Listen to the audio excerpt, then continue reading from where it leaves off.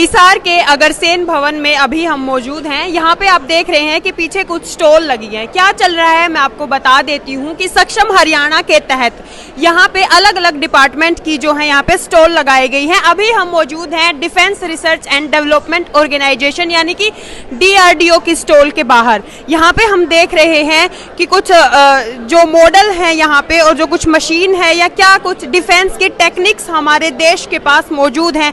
कल भी हमने इनसे बातचीत की थी, तब बताया था कि जो आत्मनिर्भर इंडिया है, आत्मनिर्भर इंडिया मोदी के द्वारा जो मिशन चलाया जा रहा है उसके तहत क्या कुछ नई एयरक्राफ्ट हो गई या क्या कुछ जो मशीनें हैं वो लॉन्च की जाती है। सारी हम इनसे बातचीत करेंगे कि क्या कुछ नई टेक्निक्स हमारे इंडिया के पास अभी मौजूद हैं। मैम, ये मॉडल हम यहाँ पे देख रहे हैं तो इसके बारे में थोड़ा हमें बताएंगी और अपना नाम बता दीजिए। मेरा नाम शिखा गर्ग है। ये जो मॉडल यहाँ पर दिख रहा है आप लोगों को, ये फायर प्रोटेक्टिव सूट है। ये सूट जो है ये हमने इंडिजिनसली डेवलप किया है। ये सूट जो है एक light weight structural fire fighting suit है। इस सूट को हमने इसलिए डिज़ाइन किया है ताकि जब भी फायरमैन जो है हमारे वो इस सूट को पहन के इजीली फायर फाइटिंग कर सकते हैं और कोई रेस्क्यू ऑपरेशन होगा वो भी कर सकते हैं। और ये सूट काफ़ी लाइट वेट है, 2.8 kg सिर्फ इसका वेट है, तो ये काफ़ी कंफर्ट भी प्रोवाइड करता है फायरमैन को। ऑल्सो इसको हमने इंडिजिनसली डेवलप किया है। 4 लेयर्स है इस सूट में और इसमें एक मॉइस्चर कम थर्मल बैरियर लेयर भी है जो कि स्वेट के ट्रांसमिशन को भी अलाउ करती है, जिसकी वजह से अंदर ही अंदर हीट एक्यूमुलेट नहीं हो पाती, तो फायरमैन को काफ़ी कंफर्ट प्रोवाइड करती है। तो उसी के लिए हमने ये सूट डिज़ाइन किया है। उसके अलावा एक और प्रोडक्ट है हमारा जो कि aerosol based fire extinguishing system है। ये सिस्टम क्या करता है, एक बहुत क्लीन एजेंट है। जैसे पहले हेलॉन वगैरह को यूज़ किया जाता था फायर एक्सटिंग्विशिंग के लिए, जो कि ग्लोबल वार्मिंग पोटेंशियल और ओजोन डिप्लीशन पोटेंशियल था जिनका, लेकिन इस एजेंट को हम बहुत इजीली यूज़ कर सकते हैं। बाकी मैम इसका डिटेल देंगे। मैम अपना परिचय दे दीजिए।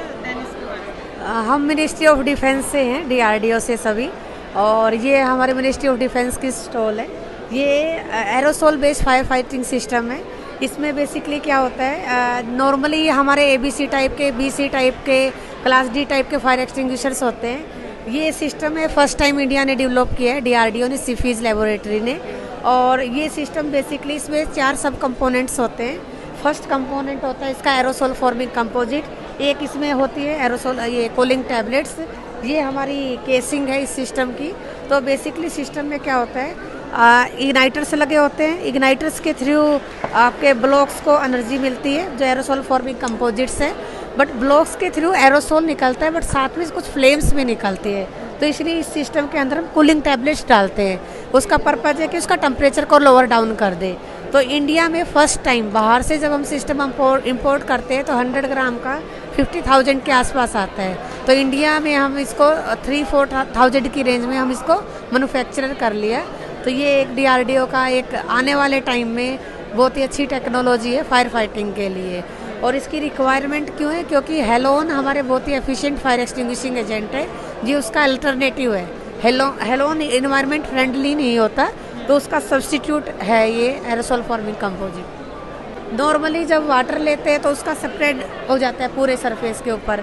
जेल फॉर्म में क्या है, वो कंबाइंड फॉर्म में रहता है, मतलब वो स्प्रेड आउट नहीं होगा। मीन्स आपकी क्वांटिटी उस चीज़ की कम लगेगी तो इसलिए वाटर का वेस्टेज नहीं होगा और एफिशिएंसी भी उसकी ज़्यादा हो जाएगी। ये है मतलब हमारी फायर वाली लैब का बेसिकली वो। उधर हमारी SSPL laboratory, solid state physics laboratory. और मैं DRDO SSPL से हूँ। ये हमारे पास एक यूनिट है, इसको बोलते हैं ई-नासिका। ये ई-नासिका use for confirming that area is polluted with chemicals और नॉट। हमारे जो जवान हैं वो जो मूवमेंट करते हैं तो उनके एरिया में जो है केमिकल स्प्रेड कर दिया जाता है ताकि उनकी मास डेथ हो सके। तो उससे बचाने के लिए हम अपने जवानों को इस ई-नासिका का यूज़ करते हैं जो SSPL ने बनाई है।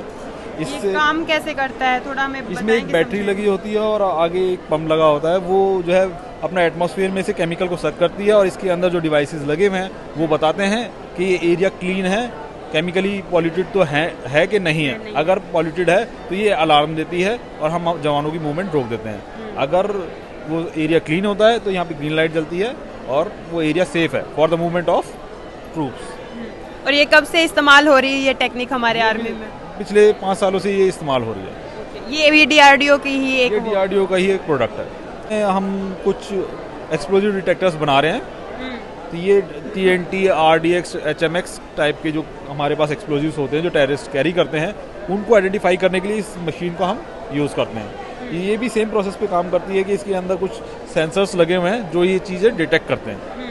जितने भी एक्सप्लोजिव हमारे ग्राउंड में हो explosives या होते हैं। मेरा एक सवाल है कि ये सिर्फ ग्राउंड लेवल पे जो एक्सप्लोजिव हैं एक्सप्लोजिव्स पे काम करता है जो कि टेररिस्ट कैरी करते हैं एयरपोर्ट्स पे, अपना रेलवे स्टेशंस पे या मार्केट्स में, क्राउडेड एरियाज में ले जाके जो डिवाइसेस रख देते हैं, छोटे छोटे बॉम्ब बना के रख देते हैं, उनको डिफ्यूज़ करने के लिए और उसमें जो हम एक्सप्लोजिव यूज़ कर रहे हैं उसका पता लगाने के लिए कि ये किस कैटेगरी का एक्सप्लोजिव है, TNT या RDX या HMX है, और इसका कितना मतलब हार्म कर सकता है ये सोसाइटी को, उसको पता लगाने के लिए हम इस मशीन का इस्तेमाल करते हैं। और ये आगे जो छोटी सी मशीन रखी है ये है क्रायोजेनिक कूलर। हमारे जितने भी थर्मल इमेजर होते हैं उसमें हमारे पास IR डिवाइस लगा होता है। उस IR डिवाइस को वर्क करने के लिए -200 डिग्री सेल्सियस का टेम्परेचर चाहिए होता है।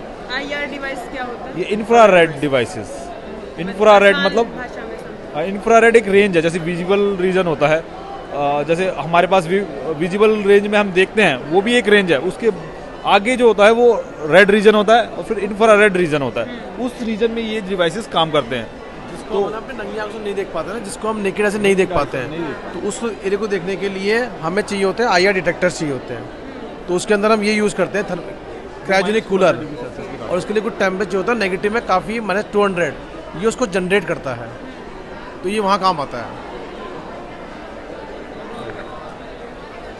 तो हम यहाँ पे देख सकते हैं कि देखने में ये छोटी छोटी मशीन हमें लग रही हैं, लेकिन इनके काम बहुत बड़े हैं।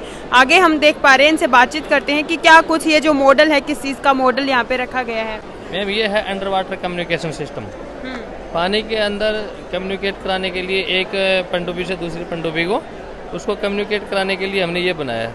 पानी के अंदर मोबाइल का सिग्नल काम करता नहीं है, इसलिए हमने लेज़र का यूज़ करते हुए अंडर वाटर कम्युनिकेशन सिस्टम ये बनाया है। इसमें हमने ब्लू ग्रीन लेज़र दोनों यूज़ किए हैं। इसमें ब्लू है, दूसरा हमारे पास एक डाटा ट्रांसफ़र का भी है जिसमें हमने ग्रीन यूज़ किया है। सॉरी ये ग्रीन है, वो ब्लू यूज़ किया है।